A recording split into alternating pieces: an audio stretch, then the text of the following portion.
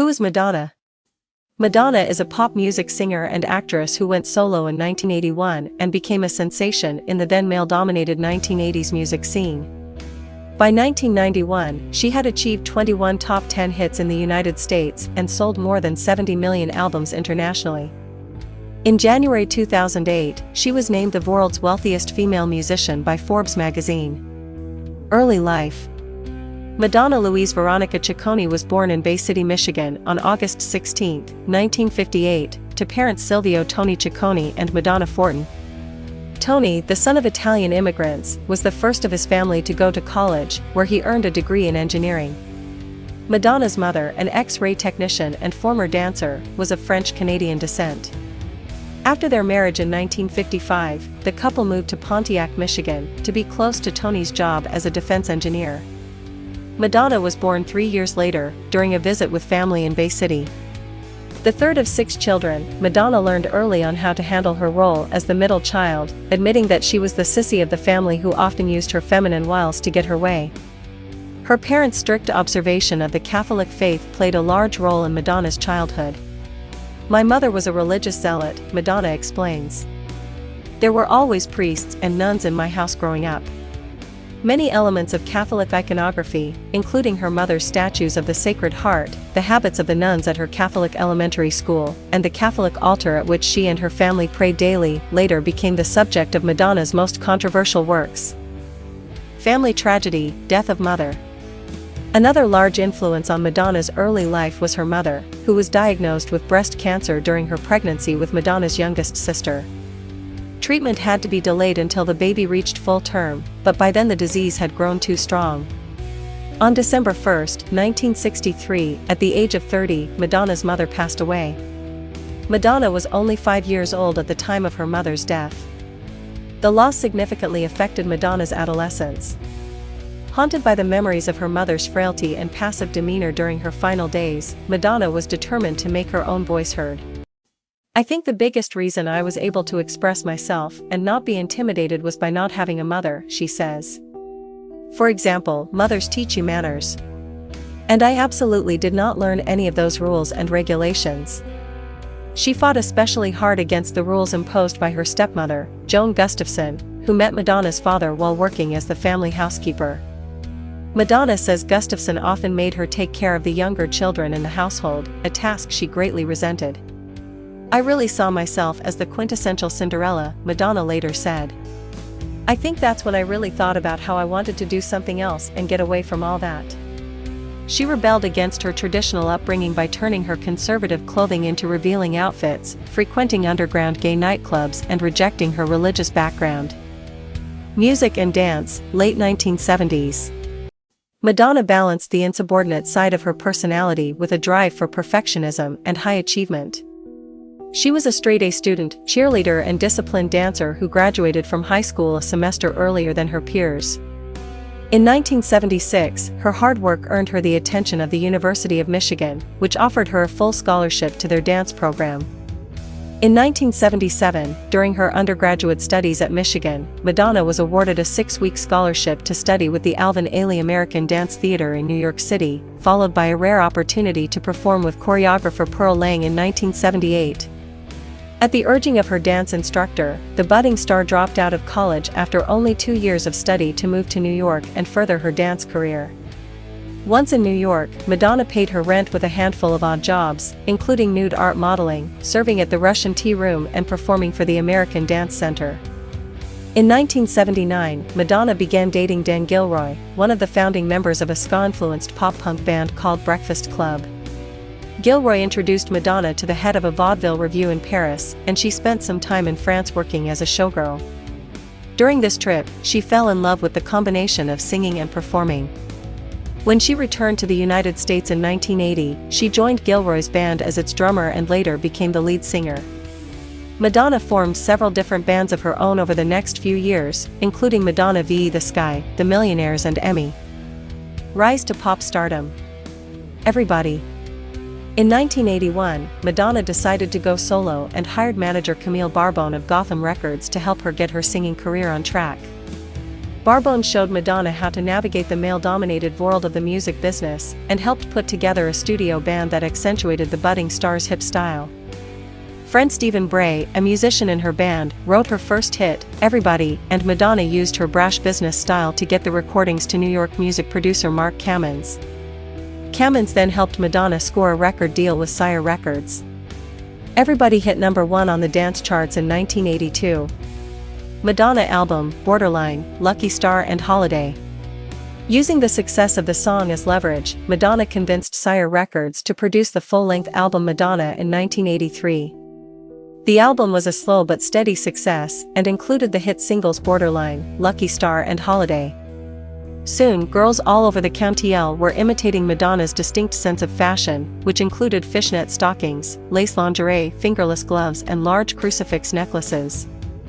Holiday also earned the singer an appearance on Dick Clark's American Bandstand in 1984, where she told the host that her main ambition was to rule the world. Like a Virgin, Material Girl and Angel. This intensity and determination was apparent in her 1985 follow-up album, Like a Virgin, which hit #1 on the Billboard chart and went platinum within a month. The title track, produced by Nile Rodgers, would later be listed as Madonna's biggest pop hit of all time, with the song remaining on the top of the charts for 6 weeks. She had 2 other top 5 hits from the record, the tongue-in-cheek, empowering Material Girl and the dance ditty with bounce, Angel. Crazy for You. She also starred in her first mainstream feature film, Desperately Seeking Susan, 1985, and performed the soundtrack's single, Into the Groove, which hit #1 on the US dance charts. Her next single Crazy for You, which she performed for the 1985 film Vision Quest, also became a #1 hit. She then started her first music tour, the Virgin Tour, and watched 17 consecutive songs climb into the top 10 on the Billboard chart, while also creating a wave of iconic music videos, constantly recrafting her persona. Movies and more hit songs from the 1980s and 1990s. Over the next 5 years, Madonna's life was a whirlwind of activity. On August 16, 1985, she married actor Sean Penn and co-starred with him in the film Shanghai Surprise, 1986. She then went on to star in 3 more movies over the next few years, Who's That Girl, 1987, Bloodhounds of Broadway, 1989, and Dick Tracy, 1990. Madonna's soundtrack album I'm Breathless, music from and inspired by the film Dick Tracy resulted in 2 top 10 hits, Vogue and Hanky Panky. She also released 4 more hit albums, True Blue, 1986, Who's That Girl, 1987, You Can Dance, 1987, and Like a Prayer, 1989. Movies and music, late 1990s present. Evita, Immaculate Collection and Music. By 1996, Madonna had proven her versatility as a star in both film and music. She starred in the critically acclaimed screen adaptation of the Andrew Lloyd Webber musical Evita, 1996, which also featured Antonio Banderas. She won a Golden Globe for Best Performance by an Actress in a Motion Picture Comedy or Musical, and in the film she performed You Must Love Me, which earned an Academy Award for Music, Original Song. Madonna had released the greatest hits album The Immaculate Collection in 1990, following that years later with Something to Remember, 1995, a roundup of her balladry that included the new song You'll See. In 1998, she released Ray of Light, a critically acclaimed outing that had her delving into electronica and spiritual exploration with the help of producer William Orbit. More hits came in the form of songs like Frozen and The Power of Goodbye. Madonna also earned 3 Grammys, 2 for the top 5 title track and 1 for the Ray of Light album itself. Then came Music, 2000, another successful electronic project, this time with more overt, unpredictable dance leanings, and the bulk of production handled by French was Mirwais. She also continued her work with Orbit, as seen on a couple of music tracks, and the Grammy-winning homage to 1960s psychedelia, Beautiful Stranger, part of the soundtrack for the movie Austin Powers, The Spy Who Shagged Me. American Life.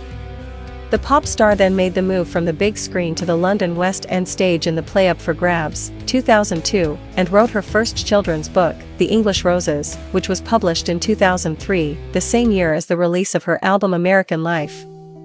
Madonna was inducted into the inaugural UK Music Hall of Fame in 2004, and her next album Confessions on a Dance Floor came out the following year.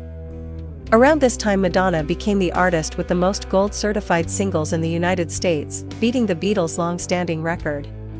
Her professional life continued to boom. In January 2008, she was named the world's wealthiest female musician by Forbes magazine.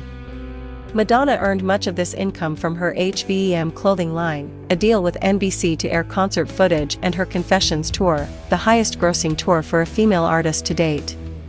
She also continued to sing, act and manage a number of business interests, splitting her time between the United Kingdom and the United States.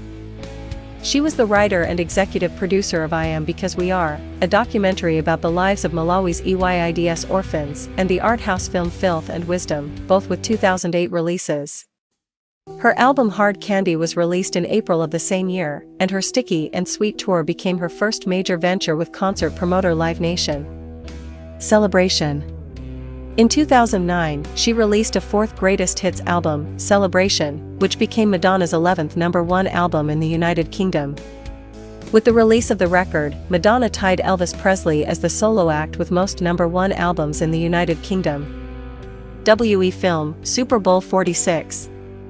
In 2011, Madonna released her latest film project, WE, about the American divorcee Wallis Simpson and her romance with Britain's King Edward VIII, contrasted with a more contemporary relationship. Edward gave up his crown to marry Simpson, and the couple became known as the Duke and Duchess of Windsor. Working behind the camera, Madonna co-wrote and directed this romantic drama, which received decidedly mixed reviews. She, however, did pick up a Golden Globe for an original song she co-wrote and sung for the film, Master Pais. Madonna received another lukewarm reception when it was announced she would be performing at Super Bowl 46 in February 2012. Ahead of the show, many football fans complained about her selection as part of the halftime entertainment. She put on an impressive show, however, which featured her latest single Give Me All Your Love and Dot. This time around, it wasn't Madonna who created waves during the show. Her musical guest, MIA, provoked an outcry when she used an obscene hand gesture in her live performance. Personal life and children. Madonna was married to actor Sean Penn from 1985 to 1989.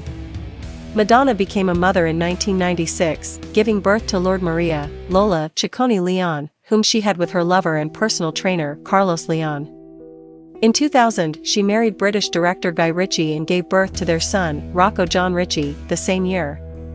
Madonna and Ritchie split in 2008. On the eve of her 50th birthday in 2008, Madonna faced more challenges in her personal life. She spent much of the previous year fighting allegations that she circumvented traditional Malawi laws to bring home her newly adopted son, David Bonda, whom she had been raising since 2006. Critics accused Madonna of using her vast wealth to fast-track the adoption process, a charge she vigorously denied. A coalition of 67 local rights groups challenged the interim custody order on the grounds that existing laws in Malawi do not allow for international adoptions. Madonna's application to permanently adopt the boy was approved by Malawi's High Court on May 28, 2008, the pop star's lawyer said. "It's a beautiful and positive judgment," Alan Chinyola told reporters.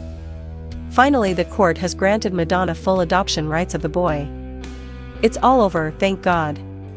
She decided to adopt from Malawi again, and in June 2009, after another legal battle, she was granted custody of Mercy James.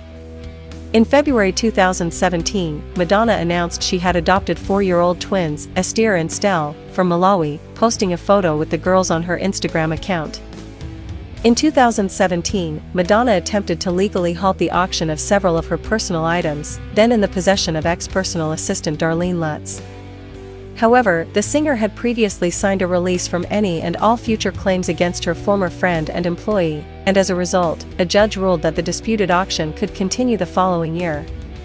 The list of personal items included panties and a hairbrush, but the one that drew the most attention was a breakup letter from former boyfriend Tupac Shakur. In the letter, the rapper expresses his feelings that while dating a black man likely boosted her reputation for being exciting, he only stood to suffer for being involved with a white woman. "I never meant to hurt you," he writes. "Please understand my previous position as that of a young man with limited experience with an extremely famous sex symbol." In August 2018, Madonna sparked more headlines with her tribute to the recently deceased Aretha Franklin at the MTV Video Music Awards. After mentioning that Franklin changed the course of my life, Madonna launched into a lengthy sidebar about her own early music career, setting off critics who wondered why she was using the tribute to talk about herself.